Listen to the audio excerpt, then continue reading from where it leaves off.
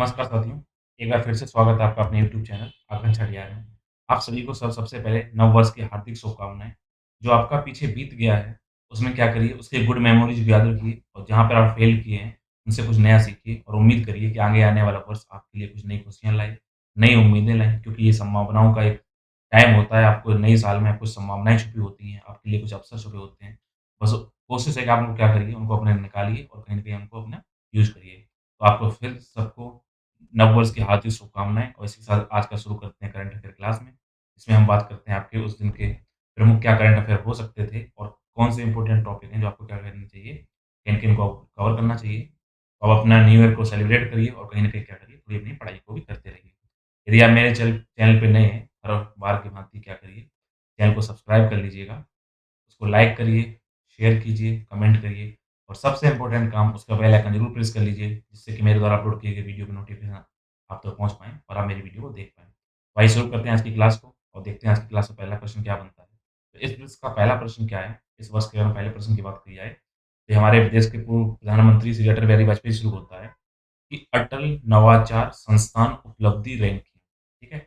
अटल नवाचार, अटल innovation institution जो achievement ranking है, वो किससे संबंधित है? ये आपका प्रश्न है। तो आपको बता दें, ये जो रैंकिंग है, ये क्या करती है, जितने भी हमारे शिक्षण संस्थान हैं, तो शिक्षण संस्थानों को सबसे पहले क्या करती है, 2 भाग में डिवाइड करती है। एक वो जो तकनीकी शिक्षण संस्थान है, एक वो जो नॉन टेक्निक शिक्षण संस्थान है। उनको डिवाइड करने के बाद उनका रैंकिंग की बात करती है। तो आप बता दें, इस वर्ष जितने भी शिक्षण संस्थान हैं, उसके अंदर जो टेक्निकल में सबसे पहले टॉप किया है, वो किया है आईआईटी मद्रास। दूसरे नंबर पे आया है आईआईटी दिल्ली और तीसरे नंबर पे आया है आईआईटी बॉम्बे, ठीक है? सॉरी, इसमें आईआईटी बॉम्बे सेकंड पे है और आईआईटी दिल्ली किस पे है? तीसरे नंबर पे है। जो नव और अटल नवाचार संस्थान उपलब्धि रैंकिंग ने जो नॉन टेक्निक बैकग्राउंड के जो विश्वविद्यालय हैं, उनके बारे में अगर बात की जाए, तो इन्होंने टॉप पे किया है इसको इग्नू को, Indira Gandhi national open university को टॉप कराया है। इसके अलावा डीयू सेकंड पे है और थर्ड पे है आईआईएम कोझिकोड, ठीक है? इस बात को ध्यान रखिएगा। इसके अंतर्गत आपको बता दें 9 मानदंडों का सहारा लिया जाता है। उनके हिसाब से क्या किया जाता है, कहीं न कहीं इनको वो रैंकिंग दी जाती है जिससे चीज़ें सही से बन सकें। आपको बता दें, अटल नवाचार संस्थान उपलब्धि रैंकिंग है, ये शिक्षा मंत्रालय के अंतर्गत इसको जारी किया जाता है। शिक्षा मंत्रालय इसको क्या करता है, कहीं न कहीं इसको क्या करता है, जारी करता है। इस चीज़ को आप ध्यान रखिएगा और आपको बता दें इसका जो प्रमुख उद्देश्य क्या है इनको रैंकिंग प्रदान करने का, इनको प्रमुख उद्देश्य ये है कि आप क्या कर सकें, अपने शिक्षण संस्थानों को आगे आने वाले वक़्त में क्या करें, वर्ल्ड लेवल पे क्या कर सकें, उनको टफ कॉम्पिटिशन औरों को दे सकें और कहीं न कहाँ हो सके, देश के अंदर जो इनोवेशन का कार्य है, वो कहीं न कहीं अच्छे से चल सके, इसका मेन पर्पज़ होता है। देखते हैं अब अगले नेक्स्ट क्वेश्चन को और नेक्स्ट क्वेश्चन क्या कह रहा है?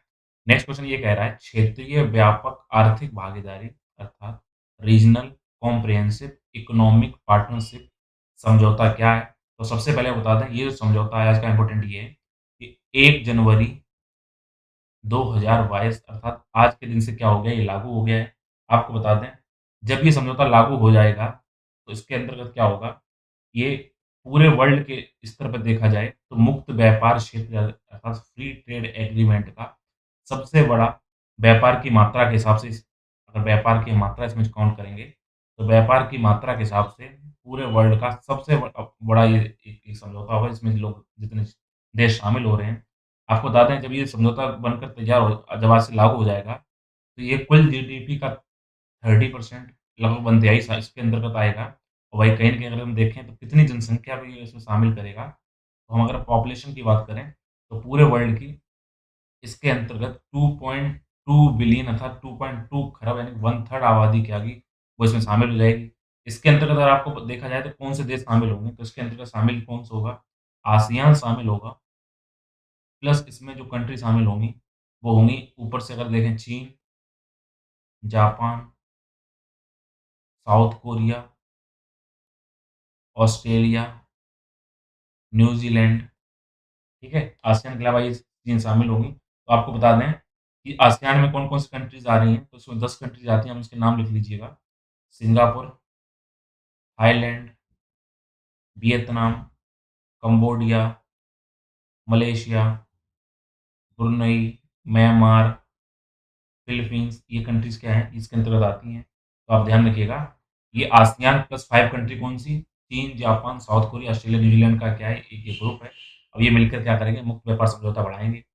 भारत इसका भागीदारी नहीं है क्योंकि भारत को ऐसा लगता है कहीं न कहीं इसके अंदर क्या है, चाइना से ऑलरेडी वो उसके पिछड़ जाता है व्यापार करने में, चाइना माल ज़्यादा हावी हो जाता है।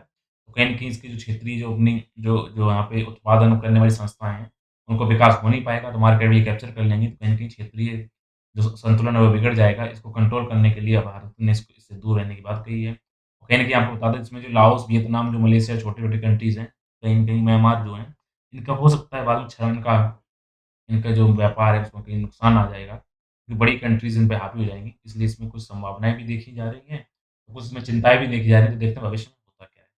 देखते हैं आज के अगले प्रश्न को, अब और अगला प्रश्न क्या कह रहा है कि चीन द्वारा किस अंतरिक्ष स्टेशन को स्थापित किया जा रहा है? तो कौन-सा अंतरिक्ष स्टेशन है, जिसको चाइना द्वारा स्थापित किया जा रहा है? तो सबसे पहले आपको बता दूँ चाइना द्वारा जो स्टेशन स्थापित किया जा रहा है, उसका नाम है तियानगोंग, ठीक है? क्या नाम है?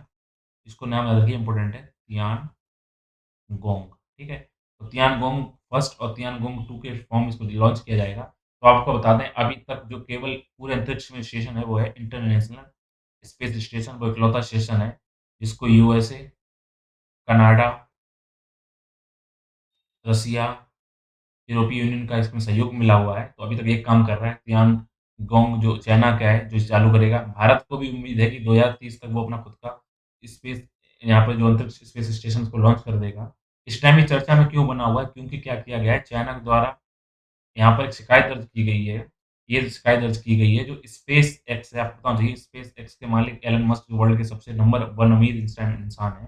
तो उनके द्वारा क्या किया जा रहा है, एक प्रोजेक्ट चलाया जा रहा है स्टारलिंक, जिसके अंतर्गत वो क्या करें लगभग 2000 उपग्रह लॉन्च करेंगे और उनको क्या करेंगे, इनको आपस में कनेक्ट करके पूरे अमेरिका और कनाडा के अंदर क्या होगा, सस्ते में और अभी इनको जो स्पीड है उसकी नेट की, वो उससे 40 गुना अधिक फास्ट स्पीड उपलब्ध कराने का ये दावा कर रहे हैं। तो इससे दिक्कत क्या आ रही है, ये जो सारे सैटेलाइट लॉन्च की जा रही हैं, लो अर्थ ऑर्बिट में लॉन्च किए जा रहे हैं, जो कि भारतीय जो अगर देखा जाए हमारी पृथ्वी से लगभग कितने 530 किलोमीटर ऊपर हैं। इनको अगर मोटा-मोटा कहा जाए तो 400 से लेकर 600 किलोमीटर के अंतर्गत इनको स्थापित किया जा रहा है, जिससे क्या होगा कहीं न कहीं वहाँ पे अंतरिक्ष में सैटेलाइट है उनकी भीड़ बढ़ रही है, जो कि लगभग कितनी है 30,000 के आस-पास पहुँच चुके हैं, जिससे क्या होगा आपस में टकरा सकते हैं। इसमें क्या होगा कहीं न कहीं इन फ्यूचर जाके एक वहाँ पे आर्मी लोग बना स्थापित कर सकते हैं अपने सैटेलाइट की, दूसरों को कैप्चर करने के लिए, दूसरों की इन्फॉर्मेशन इधर-उधर करने के लिए। तो कहीं न कहीं क्या है, ये इसके मुद्दा बना हुआ है, चाइना इसको लेकर गया है। कहाँ पे लेके गया है? ये ले गया है बाहा अंतरिक्ष संधि के लेके गया है। आउटर स्पेस जो ट्रीटी बनाई गई थी, उसके हिसाब से इनको ये शिकायत कर रही है। बता दें आउटर स्पेस ट्रीटी को कब बनाया गया था? 10 अक्टूबर 1967 को आउटर स्पेस ट्रीटी बनाई गई थी। इसमें क्या हो सके, जो अंतरिक्ष के बाहर जितनी गतिविधियाँ हैं, उसमें अगर कोई गलत कार्य होता है तो उसके लिए देश ज़िम्मेदार हो, चाहे वो उस देश के सरकार द्वारा किया जा रहा हो या उनकी अन्य प्राइवेट संस्थाओं द्वारा किया जा रहा हो। और अगर कोई वहाँ पर संसाधन प्राप्त होते हैं, जो मानव सभ्यता के लिए ज़रूरी है, तो सबको सूचना साझा की जाए। ऐसे कुछ नियम इसके अंतर्गत हैं, ध्यान रखना। चाइना के द्वारा तियानगोंग को लॉन्च किया जा रहा है। देखते हैं आज का अगला प्रश्न क्या कह रहा है कि क्रिप्टोबायोसिस किसे कहा जाता है? तो आप बता दें क्रिप्टोबायोसिस बेसिकली क्या है, एक प्रोसेस है। अगर हम क्रिप्टोबायोसिस की बात करें, होता क्या है? क्रिप्टो मतलब आप देखिए, कई बार इसको क्रिप्टो क्राइसिस की बात जो की जाती है, होता क्या है? जब भी कभी प्रतिकूल पर्यावरणीय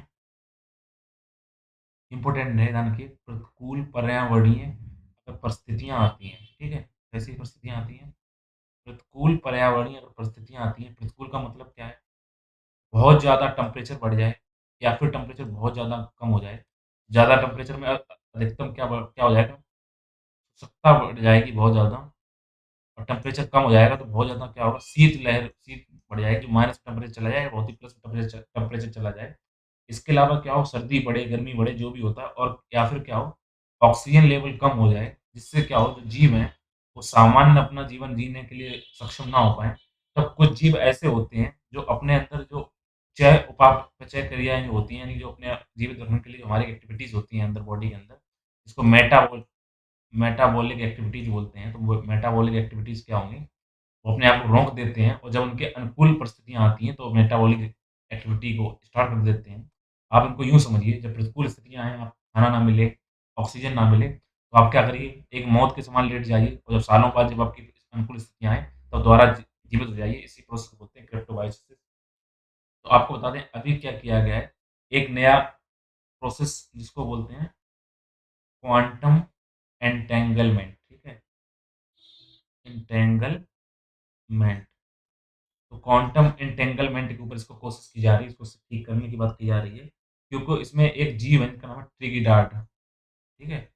तो ट्रिगिडाट जीव के अंदर ये खासियत देखी गई है, उनके ऊपर सर्च किया जा रहा है कि अगर क्या ऐसा संभव है, अगर ऐसा संभव होगा, तो कहीं न कहीं आगे आने वाले समय में जो आगे वक़्त आएगा, उसमें ये चीज़ें क्या होंगी, कहीं न कहीं मददगार साबित होगी। देखते हैं आज का अगला प्रश्न क्या कह रहा है और आज का अगला प्रश्न क्या कह रहा है, न्यू डेवलपमेंट मुख्यालय कहाँ है? आप बता दें, न्यू डेवलपमेंट को जो स्थापित किया गया है, वो ब्रिक्स के देशों द्वारा शामिल स्थापित किया गया है। तो ब्रिक्स के देशों में कौन-कौन है? ब्राज़ील, रसिया, इंडिया, चाइना और साउथ अफ्रीका है। तो आपको बता दें इसके द्वारा ब्रिक्स के द्वारा इनको स्थापित किया गया है और इनकी अगर हम बात करें कि इनकी स्थापना कब की गई है, तो अगर इनका आगे हम बात करते हैं, तो ब्रिक्स देशों के अंदर जो आपने ब्राज़ील, रसिया, इंडिया, चाइना और साउथ अफ्रीका की जो बात की है, तो इसको क्या किया गया है, इसको 2014 में न्यू डेवलपमेंट बैंक को स्थापित किया गया है। और अगर हम बात करें कहाँ स्थापित किया गया था, इसको स्थापित करने की जो बात की गई थी, वो ब्राज़ील में जब वहाँ पे समिट हो रही थी, छठी समिट, उसकी जगह है फोर्टालेज़ा, ठीक है? तो फोर्टालेज़ा जो ब्राज़ील के अंदर जगह है, वहाँ पर क्या किया गया था, इसको न्यू डेवलपमेंट को स्थापित करने का मसौदा पास किया गया था वर्ष 2014 में। एक तो आपका आंसर यहाँ हो गया, ब्रिक्स को कब पास किया गया, कहाँ पास किया गया। क्वेश्चन ये आ रहा है कि इसका मुख्यालय कहाँ है, हेडक्वार्टर कहाँ है? तो आपका बता दें आप बता दें इसका जो हेडक्वार्टर है, वो शंघाई में बनाया गया है और शंघाई कहाँ पर है? शंघाई है चाइना के अंदर। तो ये आपका ये वाला आंसर हो गया कि इसका मुख्यालय कहाँ पे है। तो न्यू डेवलपमेंट का मुख्यालय कहाँ है? चाइना के अंदर है। इस टाइम ये चर्चा में क्यों बना है आपको बता दें। सितंबर माह में क्या किया गया था, वर्ष 2021 में क्या हुआ था? उसके अंतर्गत बांग्लादेश, उसके अलावा संयुक्त अरब अमीरात अर्थात यूनाइटेड अरब अमीरात और तीसरे नंबर पे था उरुग्वे। इन 3 कंट्री को क्या किया गया था, शामिल किया गया था। इसके बाद अभी हाल ही में क्या किया गया है, इसमें मिस्र को भी शामिल किया गया है। तो कुल मिलाकर 4 कंट्री बढ़ी हैं और मिस्र को शामिल करने पर भारत ने इसका स्वागत किया है।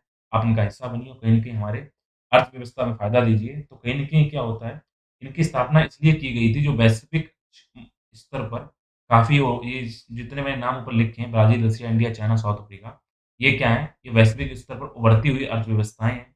और ये वैश्विक अर्थव्यवस्था को क्या करेंगे, उनके विकास को बढ़ावा देने के लिए और कहीं न कहीं क्या होगा, उनके विकास को डेवलपमेंट करने के लिए और इधर-उधर की जो स्थितियाँ हैं, देश-विदेश की जो कंडीशंस हैं, उनमें संभावनाओं को तलाश करने के लिए आपस में इकट्ठे हुए हैं, एकजुट हुए हैं, जिससे क्या करें, जो डेवलप्ड कंट्रीज़ हैं, उनको ये दबाव बना सकें कि जो विकसित अर्थव्यवस्थाएँ हैं, वो विकासशील अर्थव्यवस्थाओं की तरफ ध्यान दें, उनके अनुसार भी वो कार्य करें। इसलिए इसकी स्थापना की गई, तो आंसर हो गया आपका ब्रिक्स की स्थापना 2014 में की गई। ब्राज़ील के फोर्टालेज़ा में की गई है। प्रेज़ेंट टाइम्स का मुख्यालय शंघाई, चाइना के अंतर्गत है। अब बांग्लादेश, यूएई, उरुग्वे और मिस्र क्या किया गया इसमें शामिल किया जा रहा है। ये वैश्विक अर्थव्यवस्था पे अपनी नज़र रखने के लिए और कहीं न कहीं अपने अनुकूल और जो पिछड़े हुए देश हैं उनके लिए जो पॉलिसीज़ है उनको बनाने के लिए ये कोशिश करती रहती है। इसी के साथ जितने भी आज के करंट अफ़ेयर से संभावित प्रश्न हो सकते थे वो कंप्लीट होते हैं। उम्मीद है आपको ये सेशन समझ में आया होगा। अब मिलेंगे नए सेशन में नए टॉपिक के साथ, तब तक अपना ख़्याल रखिए। और अपने साथ आज अच्छे से नंबर्स बनाइए और ये अपने कुछ ना कुछ कमिटमेंट करिए जिससे कि आप इन वर्ष में पूरा करेंगे। मिलेंगे तब तक के लिए आप जुड़े रहिए हमारे यूट्यूब चैनल आग्नेय सेठिया के साथ। धन्यवाद।